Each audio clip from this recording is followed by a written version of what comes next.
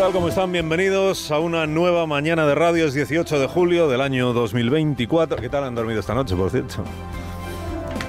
Han conseguido dormir con aire acondicionado, con las ventanas abiertas, a ver si corría un poquito del aire.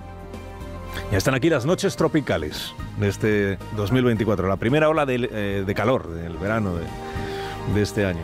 Y hoy y mañana vamos a estar achicharraos. De menos a más, porque si hoy tenemos aviso naranja, hemos dicho en 6 comunidades autónomas, mañana serán 10. Aviso naranja y amarillo ya en el resto. Precauciones, pues ya sabemos, ir por la sombra, donde haya sombra, ¿se entiende? Llevar un grifo de agua en el bolso, esto siempre ayuda. No ponerse jersey de cuello alto, ni chaqueta con forro, no salir con la bicicleta a subir un puerto de montaña a las 4 de la tarde. Tomarse cualquier actividad con calma y teniendo presente que lo primero es la salud y que un golpe de calor puede acabar siendo letal, ¿no? Así que en este día de enorme calor en España, un saludo a los agricultores y a los obreros de la construcción que adelantan hoy el comienzo de su jornada. Algunos llevan ya unas cuantas, no sé si horas, pero desde luego un rato largo ya trabajando, madrugando en el Tajo para... A partir del mediodía saben que la cosa se pone muy complicada por el calor que hace y por eso anticipan la jornada. Esto también forma parte de la España real. Bueno, el calor es el asunto de conversación de esta mañana, así que lo siento por el presidente y por el plan Begoña, porque me temo que al común de los mortales le ha conmovido poco esta apelación que hizo ayer Sánchez a defender entre todos la democracia. La democracia es una conquista que ha tardado milenios en lograrse. La victoria improbable de la gente frente a unas élites que les dominaron desde los albores de la historia.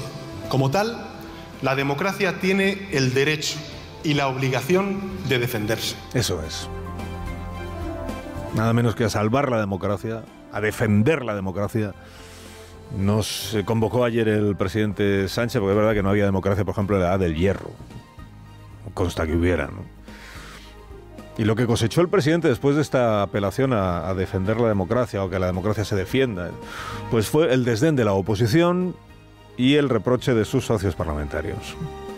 Aún no se hace trabajar a los diputados una mañana del mes de julio para leerles los artículos de un reglamento europeo que hay que transponer o como se diga y punto. Tantas expectativas generadas para salvar España de la desinformación, de los bulos, de las conjuras, y todo lo interesante va el presidente y se lo calla. Claro, es que al final no hubo plan Begoña como tal. Bueno, a verlo sí que lo hay. Lo que pasa es que ayer en el Congreso no se habló. El presidente lo mantuvo oculto, o solo enseñó un poco la puntita, pero no llegó a concretar nada. Una cosa es el reglamento europeo que está apoyado por los principales partidos en el Parlamento Europeo, incluido el PP, y que al final de lo que habla es de la transparencia de las empresas periodísticas, que está muy bien que haya transparencia, o aún más transparencia, porque ya hay bastante transparencia sobre quién es propietario o accionista de los medios. Este reglamento que habla de cómo defenderse de los ataques, de las intoxicaciones de regímenes como el ruso, por ejemplo, pues naturalmente que todo eso está muy claro. Una cosa es el reglamento europeo y otra cosa es la cosecha propia, que son las aportaciones personales del marido de Begoña Gómez. Y ahí el presidente sigue sin ponerle letra a sus intenciones. Cosecha propia, digo, aportaciones que están más allá o fuera del reglamento europeo. Por ejemplo, ¿qué dijo el presidente sobre la reforma del derecho al honor y a la rectificación, que es una aportación propia que él mismo puso en circulación ya hace algunas semanas, ¿no? ¿Qué cambios propone el presidente hacer en la ley del derecho al honor?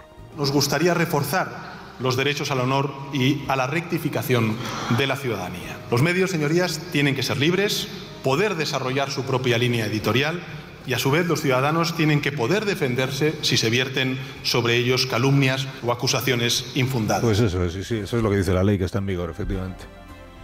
Que los medios tienen que poder tener su línea editorial, que los ciudadanos tienen derecho a defenderse cuando entienden que su honor ha sido atacado. O sea que no concretó nada de en qué consiste reforzar el derecho al honor y la rectificación. ¿Tiene algo que ver con el hecho de que su esposa haya recurrido al derecho a la rectificación con resultados que no le han satisfecho? ¿Qué dijo sobre la ley Mordaza el presidente? Que esto tampoco está en el reglamento europeo que aprobó el Parlamento, ¿no? ¿Qué dijo sobre la ley Mordaza? Gran conquista que anunció anteayer la vicepresidenta Yolanda Díaz. Nos hemos puesto de acuerdo con el PSOE, ole ole, para cambiar la ley Mordaza. ¿Qué es lo que se va a reformar de la ley Mordaza? vamos a proponer una nueva reforma de la ley Mordaza, a ver si lo logramos en este mandato, en lo relativo a la libertad de expresión, en coherencia de nuevo con la Constitución española. Vamos a proponer una reforma, pero no sabemos qué reforma es. O sea que no se sabe qué se pretende cambiar. De esa otra cosa que anunció Sumar también anteayer, esto de compensar a quienes hayan sido imputados en un juzgado pero luego no haya habido pruebas para llegar a procesarles o a llevarles a juicio. ¿Qué dijo sobre esto ayer el presidente? Nada. De lo de eliminar el delito de ofensas religiosas, de injurias a la corona, que es un asunto que vamos arrastrando desde el año 19, ¿qué dijo ayer el presidente? Nada. La parte personalísima de su plan de regeneración o de acción democrática se la dejó en casa. O sea, en la Moncloa, residencia oficial y lugar de trabajo del presidente y de su esposa también. Bueno, hoy dice algún periódico, Sánchez abrió el debate de la regeneración. Sánchez no abrió ningún debate ayer. Sánchez ayer reiteró su diagnóstico bastante cuestionable, según el cual el avance de las derechas es fruto de los bulos y las derrotas electorales del PSOE son fruto de la desinformación de los españoles. Lleva con este estribillo un año, ¿eh? Ya fue esa la interpretación que hizo del resultado de las elecciones autonómicas del año 23. Los españoles, los bulos, la desinformación, y eso explica que la izquierda le haya ido tan mal. El presidente reiteró su diagnóstico, se agarró a un reglamento europeo, y ya es sorprendente que sea el presidente del gobierno en persona el que vaya al Congreso a defender un reglamento europeo que en realidad hay que aplicar sí o sí. Esto antes no había pasado tampoco. Pero bueno, se agarró al reglamento europeo para buscar, digamos, una justificación fuera o para justificar que todo lo que él tiene en la cabeza es lo que dice el reglamento europeo. No es así. También es un clásico de la acción del gobierno buscar siempre en Europa el avalista final de todo, ¿no? Siempre es Europa la que dice que hay que poner tope a la publicidad institucional. Eso no lo dice el reglamento europeo, por cierto. Es Europa la que dice que hay que derogar el delito de sedición, es Europa la que dice que hay que impedir que las webs tengan menos lectores que financiación pública, ¿no? Como dijo ayer el presidente. Pero bueno, al final dejó en el aire las reformas legales que a él le encantaría poder hacer, pero que en realidad no tiene mayoría parlamentaria para poder hacer. Estuvo elocuente ayer en el aviso el portavoz del Partido Nacionalista Vasco. Cuidado. La democracia lo es porque permite incluso la libertad de expresión de quienes la atacan. Y habrá que hilar fino. Habrá que hilar muy fino o mejor no hilar nada. O mejor no hilar nada, que esto es un con nosotros no cuente para algunas de estas cosas.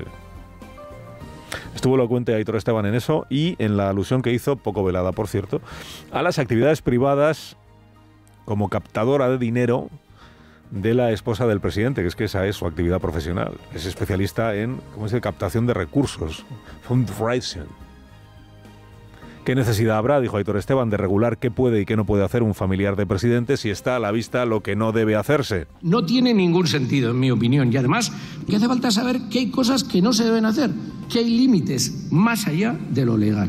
Luego podrá ser más grave o menos grave, pero negar este tipo de cosas o no abordar el aspecto ético me parece un error. Perdió el presidente de la ocasión de explicar si en su compromiso renovado con la transparencia, esto del gobierno abierto que dijo ayer, se va a incluir informar cada día de quién ha utilizado las salas y los despachos de la presidencia del gobierno y con qué objetivo, con qué fin. Si informará de con quién se ha reunido él mismo en cada minuto del día, a iniciativa de quién ha sido la reunión, para tratar de qué asunto. Si en aras de la transparencia informará a su gabinete, por ejemplo, de qué llamadas ha habido cada día entre el equipo del presidente y medios de comunicación. Cuando alguien desde la Moncloa levanta el teléfono para hablar con el director de un medio de comunicación, por ejemplo, ¿para qué lo hace? Esto sería interesante también lo de la transparencia, plena transparencia. Plena transparencia sobre llamadas desde el Palacio de la Moncloa a Radio Televisión Española, plena transparencia. Transcripción de las conversaciones que ha podido mantener el presidente en persona con responsables de medios que han publicado noticias sobre su esposa. La transparencia que promete el presidente va a alcanzar a los intentos de evitar que determinadas informaciones se llegaran a publicar. O con que cada medio diga quién le financia, basta ya para la regeneración y la democracia se ha salvado. Ayer el presidente anunció inversiones públicas que algún medio dice esta mañana que ya estaban anunciadas, pero bueno, a inversiones públicas en ayudas a los medios de comunicación. Les anuncio que vamos a poner en marcha un paquete de 100 millones de euros de ayudas para la digitalización de los medios de comunicación. Provendrán de los fondos europeos y naturalmente irán a parar a todos los medios de comunicación que lo necesiten con independencia de su línea editorial. Todos los medios de comunicación que lo necesiten recibirán esas ayudas. ¿En qué cuantía? ¿Quién decidirá si un medio necesita o no necesita esas ayudas? Y algo más importante, cuando se habla de ayudas públicas y de publicidad institucional, que es otra fuente de ingresos para los medios, los criterios. Los criterios en que se basará el gobierno para repartir ambas cosas, ayudas y publicidad institucional, o para regular qué publicidad pueden poner los gobiernos autonómicos en los medios de comunicación. ¿Los criterios los tiene ya decididos el gobierno? El Reglamento Europeo establece que una vez que el gobierno de turno establezca esos criterios, tienen que ser conocidos y tienen que poder consultarse. No vaya a tener un gobierno la tentación de elegir criterios a medida para poder justificar beneficiar más a unos medios que a otros. De un truco muy viejo, ¿eh? Este truco tan viejo de primero elijo a qué medios o a qué grupos de comunicación quiero favorecer y luego busco qué criterio me sirve para favorecer justo a esos y poder así justificarlo, ¿no? Dice, ¿qué tiene más este medio afín que este otro medio que es crítico? ¿Páginas? Pues el criterio son las páginas. ¿Qué tiene más plantilla? Pues el criterio es el número de trabajadores. ¿Qué tiene más lectores, oyentes? Pues el criterio es el de lectores u oyentes.